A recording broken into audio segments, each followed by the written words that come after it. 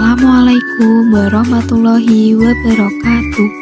Saya di sini Anggi Magfiratul Ula, NIM 201200233 ingin menyampaikan materi mengenai perbandingan filsafat pendidikan Islam dan filsafat pendidikan Barat. Materi perbandingan filsafat pendidikan Islam dan filsafat pendidikan Barat terdapat 3 materi, yaitu pertama mengenai sejarah perkembangan dan pemikiran filsafat pendidikan Islam dan Barat dan implikasinya dalam pendidikan. Kedua, persamaan antara filsafat pendidikan Islam dan Barat. Ketiga, perbedaan antara filsafat pendidikan Islam dan Barat. A. Sejarah perkembangan dan pemikiran filsafat pendidikan Islam dan Barat dan implikasinya dalam pendidikan. 1. Sejarah perkembangan dan pemikiran filsafat pendidikan Islam. Fakta sejarah menunjukkan filsafat Islam juga terpengaruh oleh pemikiran filsafat Yunani. Pesatnya perkembangan filsafat Islam mencapai puncaknya saat dunia Islam diperintah oleh khalifah dari dinasti Abbasiyah. Pada masa Abbasiyah, Islam mengalami puncak kemajuan. Ketika dunia Islam mengalami masa kemajuan dan kegemilangan, banyak pelajar Barat mempelajari, mendalami, dan menimba begitu banyak ilmu-ilmu Islam dan menerjemahkan buku-buku ilmu pengetahuan Islam ke dalam bahasa Eropa. Perkembangan selanjutnya, Islam mengalami kemunduran dikarenakan beberapa faktor eksternal dan internal. Faktor eksternal adanya serbuan tentara Mongol dengan menghancurkan kota Baghdad dan menghanguskan buku-buku ilmu pengetahuan, sedangkan faktor internal dikarenakan sikap stagnan dan statis golongan tertentu. Saat Islam mengalami kemunduran, Barat mengalami masa pencerahan atau Renaissance. Hingga saat ini, ilmu pengetahuan di Barat berkembang secara progresif. Terkait perkembangan pemikiran dalam pendidikan Islam, perkembangan filsafat Islam melahirkan berbagai aliran yang dikembangkan. Di antaranya adalah A. Aliran Jabariyah. Aliran ini berpegang bahwa manusia merupakan pelaksana kehendak Tuhan. B. Aliran Qadariyah. Aliran ini memiliki pandangan manusia memiliki kuasa untuk berkehendak. C. Aliran Mu'tazilah. Aliran ini lebih mengutamakan rasionalitas. 2. Sejarah perkembangan dan pemikiran filsafat pendidikan Barat. Dalam catatan sejarah, diketahui filsafat Barat bermula di Yunani. Bangsa Yunani merupakan bangsa pertama yang menggunakan akal untuk berpikir. Hal ini dikarenakan kesenangannya merantau sehingga mereka mampu berpikir secara bebas. Selanjutnya pada abad pertengahan dunia Barat didominasi dogmatisme gereja. Saat itu pendidikan diserahkan pada gereja, sehingga masa itu disebut masa skolastik. Setelah itu tiba masa Renaissance yang memisahkan antara ilmu pengetahuan dan agama. Perkembangan selanjutnya, perkembangan aliran-aliran filsafat yang kita kenal saat ini disebut filsafat pendidikan modern. Beberapa aliran sebagai berikut: A.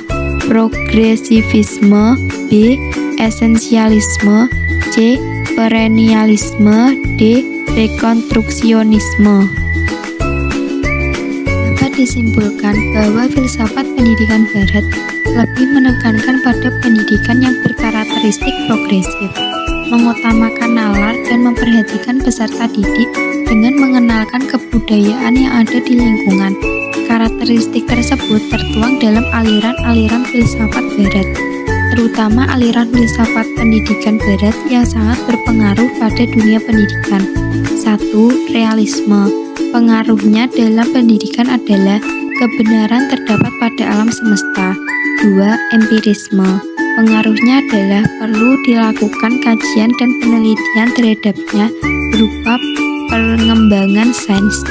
3. Idealisme. Pengaruhnya pendidikan dilaksanakan untuk mempertajam kemampuan intelektual dan mewujudkan perilaku yang baik generasi bangsa.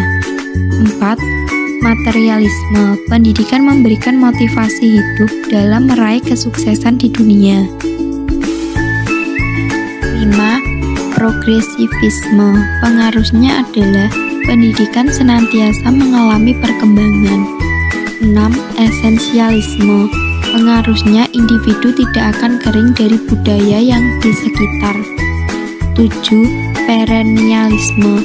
Pengaruhnya adalah pendidikan merupakan persiapan untuk hidup. 8. Rekonstruksionisme. Pengaruhnya sangat penting dalam evaluasi atau perbaikan lanjutan terhadap pendidikan demi kemajuan bangsa dan negara. B. Persamaan antara filsafat pendidikan Islam dan Barat. 1. Teori Nafidisme.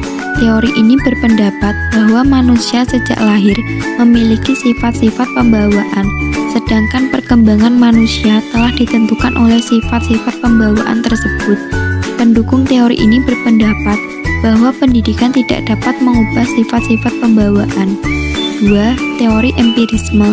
Teori ini berlawanan dengan teori Nafidisme, berpandangan bahwa perkembangan anak dipengaruhi oleh lingkungannya atau oleh pendidikan dan pengalaman yang diterimanya. 3. Teori konvergensi. Teori ini merupakan perpaduan antara teori Nafidisme dan empirisme. William Strand mengemukakan bahwa baik pembawaan maupun lingkungan, keduanya sangat berpengaruh dalam perkembangan anak, sejalan dengan dasar teori empirisme yang menyebutkan sejak lahir anak telah memiliki potensi-potensi fitrah. C. Perbedaan antara filsafat pendidikan Islam dan Barat. A. Antroposentris, teosentris. Diketahui filsafat pendidikan Barat terpengaruh oleh peradaban Yunani. Sebagai indikasi peradaban Yunani meninggalkan dua tradisi yang sangat berpengaruh pada pemikiran Barat.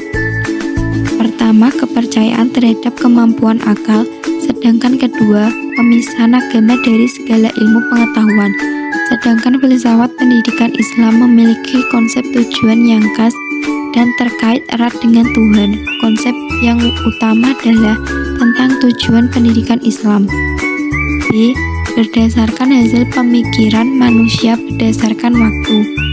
Konsep filsafat pendidikan Barat berdasarkan pada pemikiran filosofis, nalar manusia, sedangkan konsep filsafat pendidikan Islam dilandasi oleh wahyu.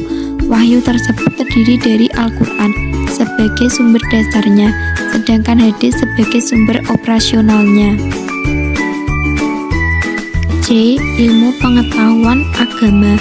Terdapat beberapa keras terkait hubungan ilmu pengetahuan dengan agama.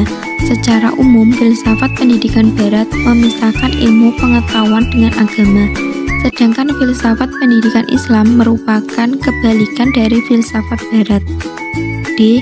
Evaluasi dilakukan oleh diri dan orang lain. Evaluasi dilakukan oleh diri, orang lain, dan Tuhan. Di dunia Barat, evaluasi dilakukan oleh diri dan orang lain.